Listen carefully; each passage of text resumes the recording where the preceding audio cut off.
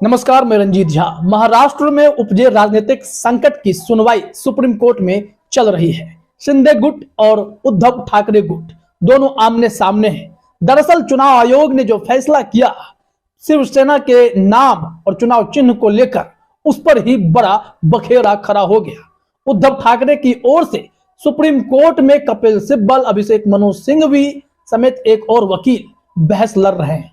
लेकिन इस दौरान देश भर की नजर कपिल सिब्बल के उस दलीलों पर थी जिसे सुनकर हर कोई अवाक है और सुप्रीम कोर्ट भी हैरान है कि आखिरकार कहां राज्यपाल ने गलती की महाराष्ट्र में और कहां चुनाव आयोग से गलती हो गई। आखिर कैसे शिंदे गुट को मुख्यमंत्री पद की शपथ दिलाई गई। इन तमाम मुद्दों पर कपिल सिब्बल ने जो सुप्रीम कोर्ट में बातें कही है, उसे सुनकर शिंदे गुट भी हैरान परेशान है कि कहीं इस बार शिवसेना पर जो कब्जा जमाने की मंशा है, चुनाव आयोग हालांकि उनके हक में फैसला दे चुका है, बावजूद इसके सुप्रीम कोर्ट कहीं अपना फैसला पलट ना दे, क्योंकि कपिल सिब्बल ने जो बातें कही है वो बेहद ही गंभीर हैं और देश हित में कही है। हम उनके कोर्टेड स्टेटमेंट को आज बताएंगे। आपको पता है कि संविधान पीठ में खुद चीफ जस्टिस डीवाई चंद्रचूड़ है, उनके अलावा justice MR. Shah, justice Krishna Murari, justice Hema Kohli और जस्टिस पी.एस. नरसिम्हा शामिल हैं। इन सब ने बैठकर बारीकी से कपिल सिब्बल को सुना है। उनके एक एक पॉइंट को नोट किया गया है, क्योंकि उद्धव ठाकरे और शिवसेना ये दोनों ऐसे जुड़े हुए हैं। समझ लीजिए कि कैसे बाला साहब ठाकरे ने 1966 में शिवसेना पार्टी बनाई। 57 साल इस पुरानी पार्टी पर आज संकट है। यह पार्टी किसकी है, तो आपको आज एक और बात बता देते हैं कि शिंदे गुट जो यह खुलकर उदारवादी बनने की कोशिश कर रहा है कि हम शिवसेना भवन पर जो है हक नहीं जताएंगे, शिवसेना के शाखाओं पर हक नहीं जताएंगे, दरअसल वो जता भी नहीं सकते हैं। इसको लेकर जो फैक्ट्स हैं, उस फैक्ट्स के आगे शिंदे गुट की कोई दलील चलेगी ही नहीं। वो चाहकर भी इस पर कब्जा नहीं कर सकते हैं। बहरहाल वो हम आगे चर्चा करेंगे तर्क क्या है, लेकिन कपिल सिब्बल की दलील क्या है उसे समझना और सुनना जरूरी है। तो जरा अपने स्क्रीन पर देखिए कपिल सिब्बल ने कैसे अपने दलीलें समाप्त करने के बाद जो क्लोजिंग स्पीच दी है वो कितनी जबरदस्त थी। हम आपको लाइव लॉ की खबर दिखा रहे हैं। इसमें उन्होंने कहा है, अपनी दलीलें समाप्त करते हुए सीनियर एडवोकेट कपिल सिब्बल ने कहा, मैं यहां इस मामले के लिए नहीं खड़ा हूं कि मैं इसे जीत या हार सकता हूं। मैं यहां उस चीज की सुरक्षा के लिए खड़ा हूं जो हमारे दिल के बहुत करीब है, संस्थागत अखंडता, और यह सुनिश्चित करने के लिए कि संवैधानिक प्रक्रियाएं जीवित रहें। यदि योर लॉर्डशिप इसे यानी राज्यपाल की कार्रवाई बरकरार रखते तो 1950 के दशक से हमने जो कुछ भी बरकरार रखा है यह उसके अंत का संकेत होगा। अब इनके कहने का मतलब क्या था, जरा वो समझिए। कपिल सिब्बल का तर्क था कि किसी भी राज्यपाल को कानून में यह अधिकार प्राप्त नहीं है कि किसी भी राजनीतिक दल के बागी विधायक को वो पहचान सकें या उसे वैध बताने की कोशिश कर सकें। यह हिस्सा जो है चुनाव आयोग के क्षेत्र में आता है, तो चुनाव आयोग को इस पर तय करना चाहिए था। लेकिन राज्यपाल ने न सिर्फ एकनाथ शिंदे को मुख्यमंत्री पद की शपथ दिलाई बल्कि ऑडियंस भी दिया। इसको लेकर ही कपिल सिब्बल ने जो मजबूत तर्क दिए हैं, उसके बाद सुप्रीम कोर्ट भी इस मुद्दे को बेहद गंभीरता से लिया है। अब आगे देखिए कपिल सिब्बल ने क्या कहा। उद्धव ठाकरे शिवसेना के अध्यक्ष थे। किस हैसियत से राज्यपाल ने एकनाथ शिंदे से मुलाकात की और उन्हें मुख्यमंत्री पद की शपथ दिलाई। राज्यपाल अपने द्वारा विभाजन को मान्यता दी जो 10वीं अनुसूची के तहत वैध आधार नहीं है। यह है ऐसा चरण नहीं है जब सरकार चुनी जा रही हो, यह ऐसा चरण है जब चुनी हुई सरकार चल रही होती है। कपिल सिब्बल का यह भी तर्क बेहद ही महत्वपूर्ण माना गया है।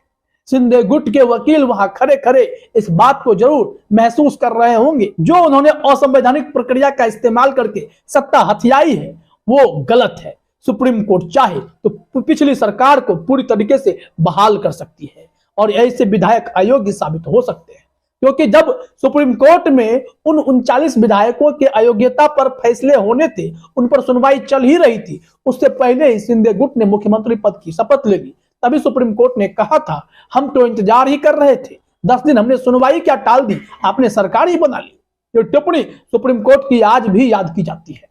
इसके बाद कपिल सिब्बल ने पुराने मामले को तर्क के रूप में सुप्रीम कोर्ट के समक्ष रखा और बताया कि उस केस में क्या हुआ था, इसको लेकर कहा गया है सीनियर एडवोकेट सिब्बल ने राज्यपाल की विवेकाधीन शक्तियों के बारे में विस्तार से बताया और कहा कि नबाम रेबिया के फैसले के अनुसार राज्यपाल के पास केवल संविधान के अनुच्छेद 371, अनुच्छेद 200 और अनुच्छेद 356 के तहत उत्पन्न स्थितियों में विवेकाधीन शक्तियां हैं और उन मामलों में जहां चुनाव के बाद सरकार का गठन प्रारंभिक चरण में था। सिर्फ इस वक्त इनके पास ये शक्तियां हो सकती हैं, लेकिन चुनी हुई सरकार जब चल रही थी और उस दौरान जो पूरा खेल हुआ उसमें राज्यपाल ने गलत तरीके से असंवैधानिक तरीके से फैसले लिए, जो कि कतई उचित नहीं था। कपिल सिब्बल का यह मानना है और ये सारी बातें सुप्रीम कोर्ट के चीफ जस्टिस समेत बाकी जज भी गौर से सुन रहे थे। अब देखिए कपिल सिब्बल ने आगे क्या कहा। उनका कहना था, चुनी हुई सरकार बनने के बाद कोई विवेकाधिकार नहीं है। यदि अविश्वास प्रस्ताव आता है या सरकार गिरती है तो राज्यपाल के पास विवेकाधिकार होता है, लेकिन एक राज्यपाल अपने कार्य से सरकार को नहीं गिरा सकता। जब एकनाथ शिंदे और भाजपा ने राज्यपाल से संपर्क किया और राज्यपाल ने हमें विश्वास मत के लिए कहा, उन्होंने हमसे किस आधार पर पूछा? उन्होंने स्पष्ट रूप से 39 को पहचान लिया, अन्यथा उन्होंने हमसे विश्वास मत के लिए नहीं कहा होता। अंततः तथ्य इतने स्पष्ट हैं कि वे कर सकते हैं, यह अभी तक एक और व्याख्या का विषय नहीं है। कपिल सिब्बल ने इतनी जोरदार दलीलें दी और राज्यपाल को कटघरे में खड़ा किया। सुप्रीम कोर्ट अब इस मामले में क्या करेगा, क्या कार्रवाई होगी, ये तो जब आगे 27 तारीख को इस मामले में सुनवाई होगी तो समझ में आएंगी चीजें। उसके बाद चीफ जस्टिस डीवाई चंद्रचूड़ सारी बातों को सुन रहे थे। फिर उन्होंने जिज्ञासावश एक सवाल पूछा। कपिल सिब्बल को उसका जवाब भी देना था। वो सवाल ही बेहद महत्वपूर्ण है और यहीं पर राज्यपाल को लेकर एक बार फिर से कपिल सिब्बल ने उनको घेर दिया कि देखिए जरा सवाल क्या है और कपिल सिब्बल का जवाब क्या है। सीजेआई चंद्रचूड़ ने पूछा, एक बार जब कोई व्यक्ति अयोग्य हो जाता है तो अनुच्छेद 193(3) के तहत परिणाम यह होता है कि उसकी सीट खाली हो जाती है। इसलिए मान लीजिए कि विधायकों का एक समूह अयोग्यता का शिकार हो जाता है, अयोग्यता की सीमा तक सदन की शक्ति गिर जाती है, इस मामले में बहुमत की आवश्यकता होती है, तो क्या ऐसे मामले में राज्यपाल का यह कहना न्यायोचित होगा मुझे अभी विश्वास मत चाहिए? इस पर कपिल सिब्बल ने तर्क दिया कि ऐसे परिदृश्य में राज्यपाल को विश्वास मत हासिल करने के लिए नहीं बल्कि सदन के लोगों को राज्यपाल से संपर्क करना चाहिए। उन्होंने कहा कि राज्यपाल को इस निष्कर्ष पर पहुंचना चाहिए कि सदन के नेता ने बहुमत खो दिया है जब कोई उनसे संपर्क करता है। इस पर सीजेआई कहते हैं यह हक तो विपक्ष को और दल बदलू नेताओं को भी है। तो फिर कपिल सिब्बल ने कहा कि नहीं सर, ऐसा नहीं होता है। असहमति उन्होंने जताई है। अब देखिए कपिल सिब्बल ने इस मामले पर कैसे चुनाव आयोग को भी घेरा और सुप्रीम कोर्ट में अपनी बहस की, अपनी दलीलें दी। जरा अपने स्क्रीन पर देखिए। आयोग बुनियादी सिद्धांतों की अवहेलना नहीं कर सकता कि आप उन 39 विधायकों को सिंबल दे रहे हैं जिनकी अयोग्यता लंबित है और यह मामला इस अदालत के समक्ष लंबित है। आयोग का अधिकार क्षेत्र तब शुरू होता है जब किसी राजनीतिक दल के भीतर प्रतिद्वंदी समूहों के दावे होते हैं। किसी प्रतिद्वंदी गुट की फुसफुसाहट नहीं है, ये केवल 39 है। किसी बैठक के लिए कोई संबंध नहीं है, कोई स्थान नहीं है, कोई समय नहीं है, बैठक के लिए कुछ भी नहीं है। वो बैठक के मिनट्स और पारित प्रस्तावों का अनुवाद भेजते हैं। जैसा कि हम जानते हैं बैठक के बाद के मिनट है। यह याचिका 19 जुलाई को दायर की गई और कार्यवाही 27 जुलाई की है। यही उन्होंने दाखिल किया है। 19 जुलाई को वो नहीं जान सकते थे कि 27 तारीख को क्या होगा और मिनट बना लेते हैं। ईसीआई के पास ये दो दस्तावेज है। अगर संस्थागत निर्णय लेने की प्रक्रिया में इस तरह की हेराफेरी की जाती है तो मैं नहीं जानता हम कहां जाएंगे। कपिल सिब्बल ने यह कहकर अपनी दलीलें पूरी की है। चुनाव आयोग को ऐसे घेरा है कि सुप्रीम कोर्ट को फैसला देने से पहले भी जरूर सोचना पड़ेगा और उद्धव ठाकरे गुट के लिए उम्मीद की किरण जरूर जगी है। अब मैं कह रहा था कि शिंदे गुट जो यह कह रहा था कि शिवसेना भवन या सामना अखबार पर हम कब्जा कर लेंगे, वो संभव नहीं है। वो कैसे नहीं है उसके लिए जरा अपने स्क्रीन पर यह खबर देखिए। हमने कहा कि एकनाथ शिंदे कह रहे थे कि इसे हम नहीं लेंगे, वो ले ही नहीं सकते।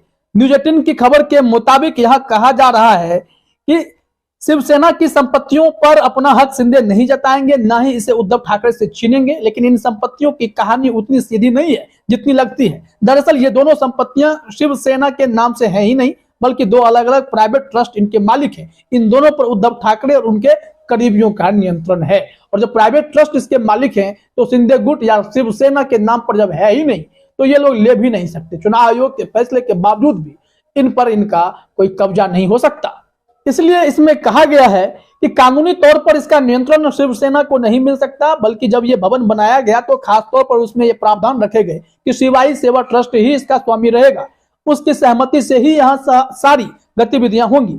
उसमें ऐसा कोई क्लोज नहीं है कि शिवसेना इसकी मालिक होगी। ये प्रावधान और कानून इस संपत्ति पर शिंदे गुट के अधिकार को ऐसे ही खारिज कर देते हैं। तो कुल मिलाकर खबर यही है कि कपिल सिब्बल का पलड़ा सुप्रीम कोर्ट में भारी मालूम पड़ता है और शिंदे गुट के लिए यह टेंशन से कम नहीं है और ठाकरे गुट के लिए उम्मीद की किरण जरूर है। फिलहाल इस वीडियो में इतना ही। आप सभी का हमसे जुड़ने के लिए बहुत बहुत धन्यवाद।